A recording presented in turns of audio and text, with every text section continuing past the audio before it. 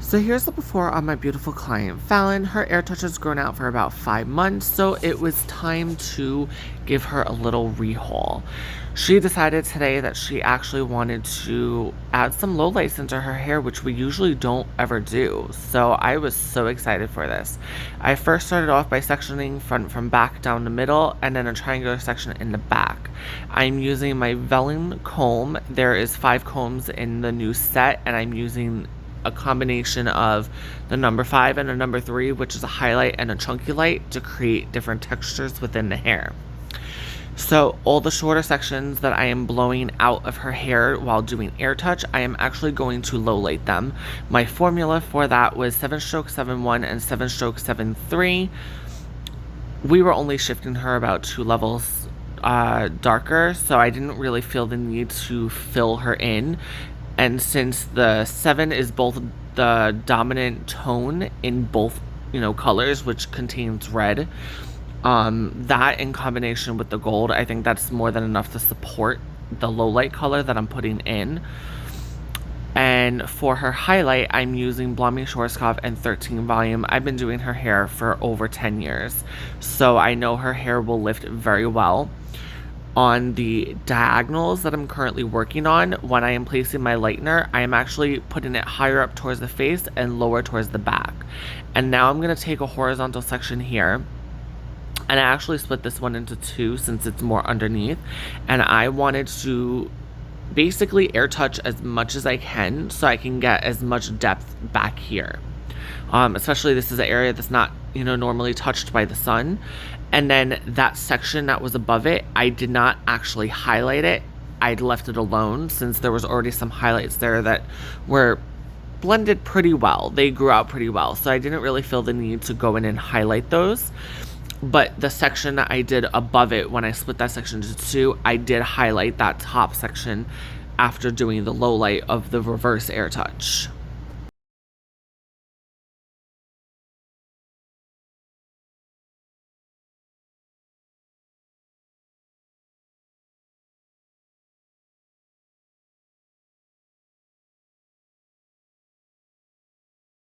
So I'm going to continue this pattern up the back of her head. I am doing 2 diagonals and then a horizontal in the middle. The diagonals, I'm using the chunky light, and the horizontal, I'm using the highlight comb. This way I can create different textures, different ribbons of color, etc. So I like my dimensional blondes and my natural looking blondes to have different textures, because no one's hair is just perfectly, one slice, if you will. When you want a really natural blend, you have to create all different textures within the hair. So this is just my method and my pattern that I like to use when doing this type of thing. So you can see here I'm air touching, right? So I blew out those shorter pieces. Any dark pieces that didn't need to be highlighted, they were already dark, no point highlighting them. I then weaved out, and here I am going to put the low light color on those shorter pieces. And when I fold my foils, I like to do the low light. I'll fold the foil in half lengthwise, and for the highlight, I fold in thirds. This way I know when I'm rinsing my foils out, I know which is the highlight, which is the low light, and it just keeps me a little bit more organized, and it just looks cool. It looks fun, let's be honest here. So I'm just going to continue this pattern, and then I will explain what I do to the sides and the front when I get to that area.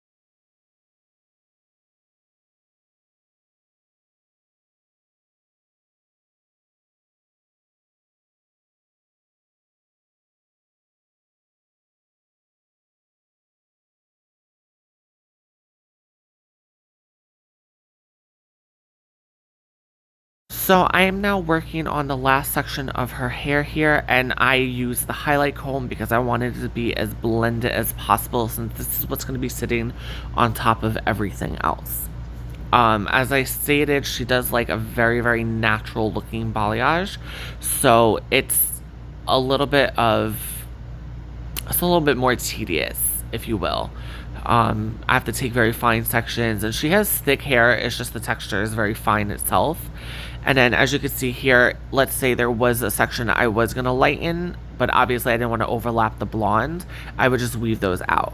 And now that I've turned around to the front, I'm going to explain what I did on the sides. I did 2 foils, back-to-back slices of a very fine weave and doing the Airtouch.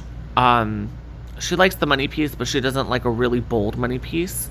So I tend to do the Airtouch, and I usually hold the hair about halfway down a section because she doesn't want like a streak in the front, if that makes sense. And then going from those 2 foils, I then like to section off the side of the head, and I like to pivot my foils. So going from where the top of that money piece foil on the side was, I will take pie-shaped sections until I reach a horizontal section, and I alternated again between the fine weave and the chunky weave, just to again create different variations. And then I low-lighted all the shorter pieces in between those sections as well with the same formulation. So I did the same thing on the top, alternating between the highlight and the chunky light. And for the money piece, I did 2 back-to-back slices and 2 weaves. I then showed you the finished foil pattern. This was a partial head of highlights. And right here, I'm going to start rinsing my client. So I'm going foil by foil just to ensure that we're not going to have the color bleeding into her highlights. I am also holding up the ends, as you can see. And I also did prep her by putting some conditioner on the ends as well, just to kind of create a barrier so the color wouldn't really take to it. We are planning on toning her down, but I don't want to tone her down that much.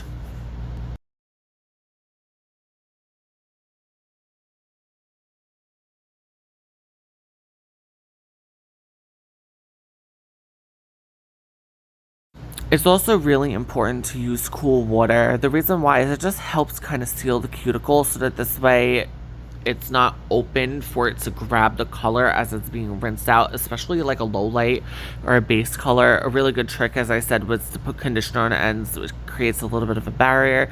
You could also have an assistant. I don't personally have an assistant, but if you do, you can have the assistant hold up the ends of the hair while you rinse the foils. And that'll just make things go by a lot quicker and a little bit more efficiently. It's a bit of a struggle to do all of this on your own, but it's so worth it in the end because my client's hair just comes out so on point, and that's what we live for.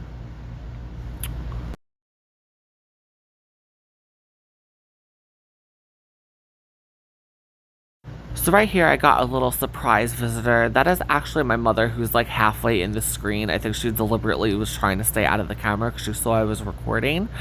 But I love my mommy visits at work. I love my mom. She's my biggest supporter and she's my biggest hero. Like, she's an amazing woman. Everything that I have and everything that I've achieved is because of her, her upbringing and whatnot.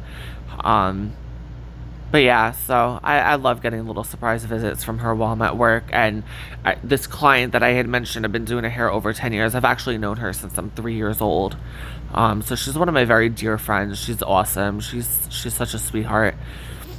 And yeah, so her, me, and my mom, we were all talking here, which is why I have the sound off.